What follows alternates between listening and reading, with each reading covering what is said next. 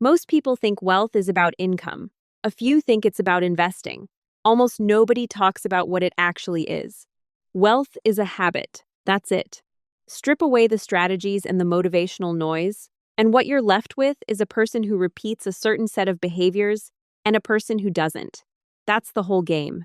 Because here's what nobody wants to hear. The person with money and the person without money are not usually separated by intelligence or luck or even opportunity. They're separated by what they do on a regular Tuesday, what they do when nobody is watching, what they do when the decision feels too small to matter. And the decisions that feel too small to matter are exactly the ones that do. My name is Mila, and I am obsessed with the small moves and hidden nuances that build real wealth. Today I'm walking you through 12 habits that quietly separate the people who build wealth from the people who stay stuck. Not in theory, in practice. The kind of things that look boring on the surface and compound into completely different lives over time. Let's get into it. Habit 1, they talk to strangers. Here's what most people miss. Opportunity doesn't usually come from a plan. It comes from a conversation, a job lead, a business introduction, a piece of information nobody posted online, a name of a person who can help you. These things rarely find you in your comfort zone. They find you in the 2-minute conversation you almost didn't have. The people who build wealth understand this, even if they can't articulate it. So they talk to people they don't know, in line at the coffee shop, at their kids' school pickup, at a work event where they don't recognize a single face, on a flight, in an elevator. They ask a question, they make a comment, they introduce themselves. Most of the time, nothing happens. But sometimes, something does. The people who stay stuck do the opposite. They keep their head down. They stay in their circle. They only talk to people they already know, and those people usually have the same information, the same contacts, and the same ceiling they do. And here's the part nobody admits. Most people don't avoid strangers because they're shy. They avoid them because somewhere along the way, they decided that reaching out first makes them look needy, desperate, like they want something. So they wait to be approached, they wait to be noticed, they wait to be invited. Meanwhile, the people building real wealth figured out a long time ago that reaching out first isn't desperate. It's just how anything new ever happens. They don't care how it looks. They introduce themselves, they ask the question, they send the message, and while everyone else is waiting to be chosen, they're quietly making their world bigger, one conversation at a time. The waiters are paying a tax they can't see every introduction that never happened, every door that never opened, every name they never got because they never spoke first. Invisible taxes are the most expensive kind, because you never know how much they took from you. Wealth rewards the people who are willing to be slightly uncomfortable in public. Habit 2. They build relationships on purpose. Here's what most people get wrong about networking. They think it's about meeting more people. It isn't. It's about being the kind of person a small number of people actually want to help. And nobody becomes that from one conversation. They become that from years of showing up, being useful, and staying in contact when there's nothing to gain. The people who build wealth understand this, so they tend to their relationships. They remember names. They follow up a week later. They check in when they don't need anything. They send the article they thought someone would like. They show up at the wedding. They congratulate the promotion. It looks like nothing in the moment. Over time, it quietly turns into an advantage. The people who stay stuck treat relationships like transactions. They reach out when they need a job. They message when they want a favor. And the rest of the time, nothing. So by the time they need someone, the relationship is already cold. The other person can feel it. The ask lands flat. The door doesn't open not because the person was rude, but because there was nothing there to open with. And the wealth-building version of this is almost boring. A text on someone's birthday. A quick note after a meeting. A 2-line email 6 months later just to say hi. It looks like nothing. It compounds into everything, because when an opportunity comes up and someone has to pick a name, your name is already warm. Relationships are the longest compounding asset you will ever own, and most people never invest in them at all. Habit 3. They ask better questions, and they ask for feedback. There's an old saying, the person who asks a question looks like a fool for 5 minutes. The person who doesn't ask remains a fool forever. And most people would rather stay the second kind of fool, because at least nobody's watching. The people who build wealth decided a long time ago that they'd rather look stupid for 5 minutes than spend years guessing. So they ask. They ask the client what they actually want. They ask the boss what it would take to get promoted. They ask the customer what almost stopped them from buying. They ask the mentor what they'd do differently. They ask the investor why they passed. And most importantly, they ask for feedback they didn't want to hear, because they know the feedback you don't want to hear is the feedback that actually changes something. And the difference this makes is massive, because most of life is a guessing game. You're trying to figure out what people want, what your manager is actually evaluating you on, what the market is willing to pay. And while everyone else is guessing, the person who asked the question is working with real information. They're adjusting, they're correcting course. They're skipping months of trial and error because somebody already told them the answer. The stuck version of this is pride, dressed up as confidence. I've got it. I don't need help. I know what I'm doing. Meanwhile, the evidence says otherwise, and the person refusing to ask is the last one to find out. Humility isn't weakness. It's a shortcut. The people who ask better questions get better lives, faster. Habit 4. They invest in learning long after school is over. Here's a stat that should bother you. According to research by Tom Corley, 88% of wealthy people read at least 30 minutes a day for self-education. For people who aren't wealthy, that number drops to 2%. 2%. And Warren Buffett, when asked the secret to his success, once pointed to a stack of books and said, "Read 500 pages like this every day. That's how knowledge works." It builds up, like compound interest. Most people treat education like a finish line. You graduate, you close the book, and the only new information coming in after that is whatever happens to float across their feed. No plan, no depth, no direction. The people who build wealth treat learning like a line item. It's in the budget, it's on the calendar, they read books, they take the course, they pay for the mentor. They subscribe to the newsletter written by someone who actually knows what they're doing. They do this in their 20s, and their 40s, and their 60s, because they figured out early that the world keeps changing, and the person who stops learning stops earning. And the gap this creates is brutal, because it's invisible until it isn't. Two people start the same job at the same time. 10 years later, one of them is an expert who gets paid accordingly, and the other is doing roughly the same work they were doing on day one. Same company, same hours, completely different ceilings. The only thing that separated them was what they did when nobody was making them do anything. Your income will rarely outgrow your education. Not the one on your wall, the one you're quietly building every week. Habit 5. They build specialized, valuable skills. Most people build general skills. They're decent at a lot of things, reasonably organized, reasonably good with people, reasonably competent at their job. And the market pays reasonably for reasonable, which is to say, not much. Because when your skill is common, your replacement is cheap. That's just how pricing works. The people who build wealth go narrow. They pick something and get dangerously good at it. They become the person you call when a specific kind of problem shows up. The lawyer who only does one type of law. The designer who only does one kind of brand. The engineer who knows one system better than anyone in the building. The salesperson who can close the deals nobody else can close.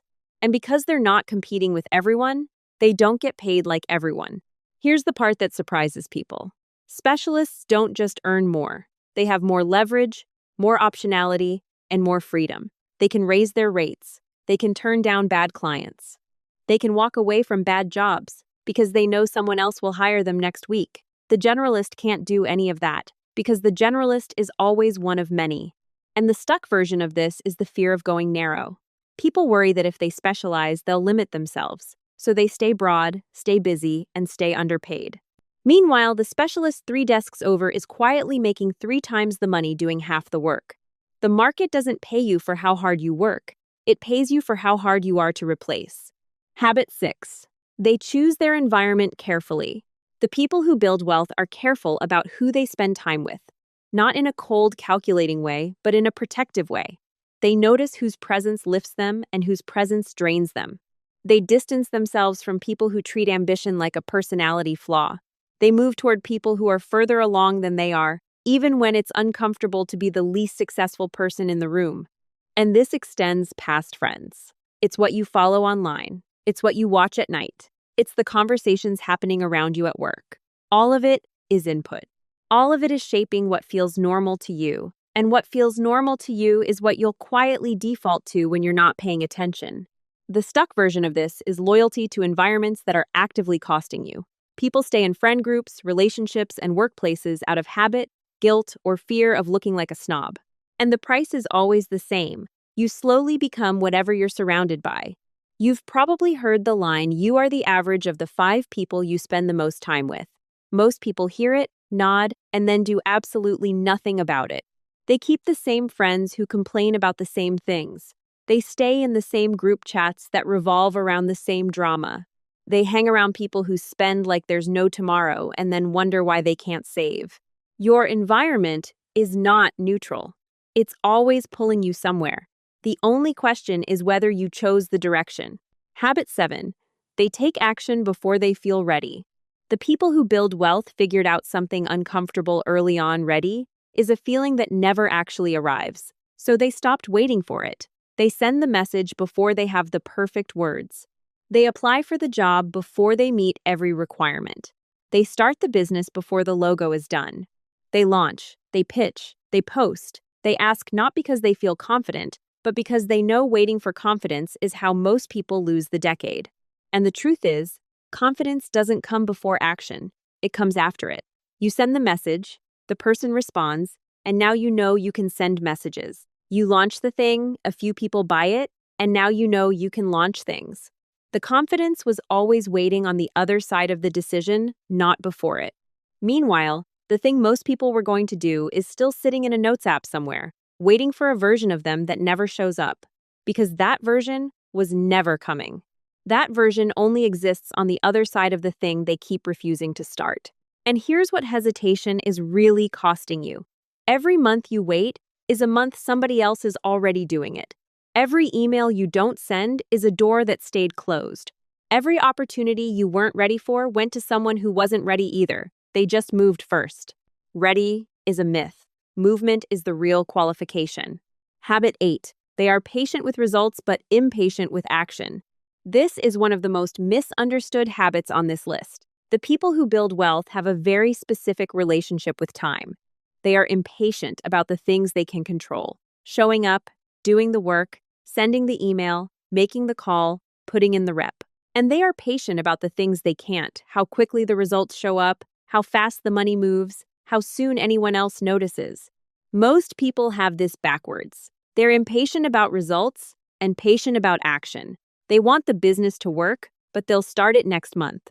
They want the promotion, but they'll have the conversation with their boss sometime this year. They want the body, the savings, the skill, the life, but the daily work keeps getting pushed to a Monday that never comes. And then, when the results don't show up, they get frustrated and quit something they barely started. The stuck mindset treats slow results as evidence that something isn't working. The wealth-building mindset treats slow results as evidence that it is working.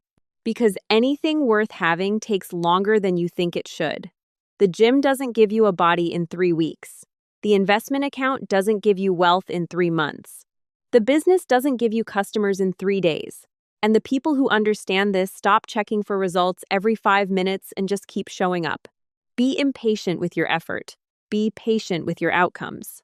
Most people do the exact opposite, and that's exactly why they stay stuck. Habit 9. They manage their time and energy on purpose. Everyone gets 24 hours. That's where the sameness ends. Do you ever look at certain people and wonder how they seem to fit more into a single day than you fit into a week? They're building a business, showing up for their family, reading, exercising, still managing to sleep, and you're barely keeping up with your inbox. It's tempting to think they have some secret energy most people don't. They don't. What they have is a system for where their time and energy actually go. The people who build wealth don't just work hard, they direct their work. They know when their brain is actually sharp, and they protect those hours. They know which tasks drain them and which ones light them up, and they schedule accordingly. They do the hard thinking in the morning or the evening or whenever their particular brain happens to work best, and they don't let meetings, errands, or other people's emergencies take that time from them. And here's the part most people miss. Time is not the real resource. Energy is. You can sit at your desk for 10 hours and produce almost nothing if your energy is scattered. Or you can sit there for 2 focused hours and do more than most people do in a week. The people who build wealth understand this, so they protect their energy the way other people protect their money. They say no to things that drain them. They build buffers around their best working hours. They guard their mornings like a fortress. The stuck version of this is reactive. You open your laptop, check your notifications, answer whatever's in front of you, and by the time you look up, the day is gone. And this happens not once, but every day for months, for years, for entire careers. People spend decades being busy without ever being productive. Being busy is easy. Being productive is a choice you make about where your best energy goes. Habit 10. They do the highest value work first. There's a line often attributed to Mark Twain. It goes something like this: if you have to eat a frog, do it first thing in the morning. And if you have 2 frogs to eat the bigger one first. The idea being, whatever the hardest, ugliest, most important thing on your list is, get it out of the way before the day beats you down. The people who build wealth live by this, whether they know the quote or not. Most people do the opposite. They start their day with the easiest thing on their list. They answer the quick emails, they clean the inbox. They tick off 3 small tasks that feel productive but move nothing forward. And by the time they get to the work that actually matters, the hard thinking, the important conversation, the thing that would genuinely change their week, their brain is already tired and the day is already gone. The people who build wealth eat the frog first. They do the hard, valuable, slightly intimidating thing while their brain is still fresh, before the notifications start, before other people's priorities start pulling at them. They write the proposal. They make the call they've been avoiding. They finish the piece of work that actually moves the number. Everything else can wait, because everything else is easier to do tired. Here's what most people miss. Not all hours are worth the same. Your first 2 hours of the day, when your mind is clear and your energy is high, are worth maybe 5 hours of afternoon work when you're already depleted. So when you spend those prime hours on low-value tasks, you're not just wasting time, you're spending your best currency on your cheapest items. And the reason people do this isn't laziness. It's that the important work is usually harder, vaguer, and more uncomfortable than the easy work. Answering an email gives you a quick hit of progress. Working on the proposal doesn't. So the brain naturally reaches for the quick hit, and the real work keeps getting pushed to tomorrow, which turns into next week, which turns into a year where nothing important got built. Your best hours should go to your biggest work. Eat the frog first. Everything else can wait. Habit 11. They create time to think. This one is the hinge. Every other habit on this list depends on it. If you don't have this one, the rest barely matter, because you'll never notice what's working and what isn't. You'll just keep moving. Most people never actually think. They react. They scroll. They respond. They consume content all day long. Podcasts, news, group chats, notifications, and they call that thinking. It isn't. That's input. Thinking is something different. Thinking is when you sit with a problem long enough to see it clearly, when you ask yourself what you actually want and listen for the answer, when you zoom out from the noise of your life and look at the shape of it. And almost nobody does this. Not because people are lazy or shallow, but because we live in a world that has made silence nearly impossible. Every app on your phone was built by someone whose job is to make sure you never put it down. Every platform is designed to keep you scrolling, reacting, consuming. The moment you get quiet, something buzzes, pings, or refreshes. So most people go years, sometimes decades, without a single hour of genuine, uninterrupted thinking. And the longer you go without it, the further you drift from the life you actually wanted without ever realizing it's happening. The people who build wealth do the opposite. They protect their thinking time like it's the most important meeting on their calendar, because it is. Sometimes it's a scheduled block. Sometimes it's a walk. Sometimes it's a long drive, or a morning before anyone else is awake. But it's there, reliably.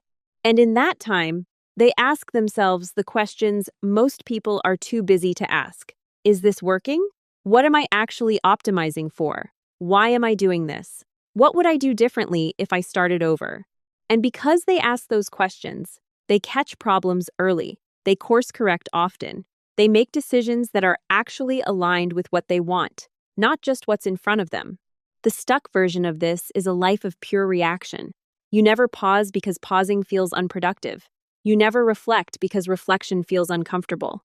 So you stay busy, you stay moving. And years later, you realize you've been running full speed in a direction you never actually chose. Here's the uncomfortable truth. Most people are not living the life they want. They're living the life they defaulted into. Because they never gave themselves enough quiet to ask whether the life they were building was the one they actually wanted to be in. And by the time they notice, a lot of the decisions have already been made for them by momentum, by habit, by everyone else's expectations. Thinking time is not a luxury. It's the most valuable work you'll do all week. Because every other habit on this list, the money, the skills, the relationships, the investing, the long-term plans, is downstream of whether or not you ever sit down and think. The people who win slowly win because they thought about it first. Habit 12.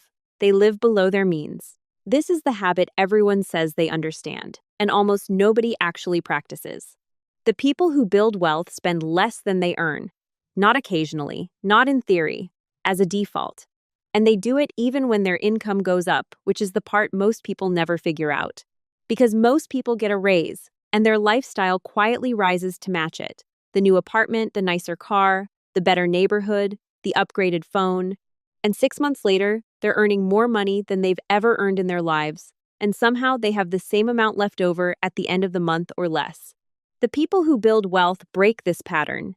When their income goes up, they let most of the raise disappear into savings, investments, debt payoff, or future options before they even see it. They keep their lifestyle steady on purpose. They drive the same car for longer. They stay in the same apartment for another year. They resist the quiet pressure to match their spending to every new level of earning. And because of that, every increase in income becomes an increase in freedom, not an increase in obligation. And here's the part nobody talks about. Living below your means is not about being cheap. It's about being free. Every dollar you don't spend is a dollar that's working for you somewhere else, in an investment account, in a safety net, in the decision to walk away from a job you hate, in the option to say no when you need to. Margin is what makes all of that possible. And most people spend their entire working lives with no margin at all, because they spent every raise the moment it arrived. The stuck version of this feels normal because everyone around you is doing it. You're not overspending, you're just keeping up. But keeping up is a silent tax. Every year, the people around you raise their lifestyle a little, and you feel the pull to raise yours too. And the pull never stops. There is no income level where it goes away. People earning 6 figures feel it. People earning 7 figures feel it. The only thing that protects you is deciding, on purpose, that you're not going to play that game. Your income is not your wealth. Your margin is. And margin is what freedom is actually made of. Here's the part most people skip past when they watch a video like this. You already do some of these habits. Not all of them, but some. Every single day, without thinking about it, you're practicing a version of these 12 habits. You're either talking to the stranger or looking at your phone. You're either following up with the person or letting the connection die. You're either asking the question or pretending you already knew. You're either learning something new this month or you're not. You're either eating the frog or answering emails. You're either protecting your thinking time or drowning it out. None of this is neutral. It's all happening, every day. Every choice is reinforcing one version of you or the other. And that's the real point of this whole video. It's not about becoming someone new. It's about noticing who you already are on a regular Tuesday when nobody's watching. Because that version of you, the one operating on autopilot, is the one actually building your future, not the version that watches finance videos and feels motivated. The one that makes the small, automatic decisions when no one is checking. So the question isn't whether you'll build these habits someday. The question is which version of each habit you're already practicing right now. And whether it's building the life you want or quietly building a life you didn't choose. Now, here's what not to do. Don't try to fix all 12 at once. That's how people fail. They watch a video like this, get motivated, try to change their entire life by Friday, and burn out by the following Tuesday. Then they feel worse than they did before they watched the video. Don't do that. Instead, pick 3. 1 from the first half of the list, something about how you show up in the world. Maybe talking to strangers. Maybe building better relationships. Maybe asking the question you've been too proud to ask. Pick one, just one. Then pick one from the middle, something about how you execute. Maybe choosing your environment more carefully. Maybe eating the frog first. Maybe protecting your best hours from reactive work. One again, just one. And then pick one from the money side. This is probably going to be live below your means for most people because it's where the leverage is highest. But it could also be creating real thinking time around your money. Whatever you pick, make it one thing, not three, one. That's 3 habits total. One shift in how you show up, one shift in how you work, one shift in how you handle money. Then, and this is the part most people skip, block 30 minutes, once a week, same day, same time, call it whatever you want. And in that 30 minutes, ask yourself the same 3 questions every single week. Am I actually doing these 3 habits? Where did I slip this week? What do I want to adjust going into next week? That's it. That's the whole system. 3 habits, 1 weekly check-in. That's all it takes to start building the kind of life you actually want. Here's what I want you to take from this video. The gap between rich and poor isn't a mystery. It's not luck. It's not genius. It's not some secret nobody told you. It's these habits, repeated every day, for years, while nobody was watching. That's it. That's the whole thing. Rich people aren't rich because they're special. They're rich because they practice a set of small, boring behaviors that quietly compound into a completely different life. And poor people stay poor not because they're lazy, but because they're practicing a different set of small, boring behaviors, ones that compound in the opposite direction. Same 24 hours, same ordinary days. 2 completely different futures. And the part that should give you hope is that none of these habits are out of reach. Every single one is learnable. Every single one starts the moment you decide to start it. You don't need more money to begin. You need different behavior. Your future is being built right now in the habits you're practicing without noticing. So pay attention to them. Pick the ones that belong to the life you actually want and start rehearsing that life today. Thank you for spending this time with me. I know your attention is valuable, and it means a lot that you chose to spend some of it here.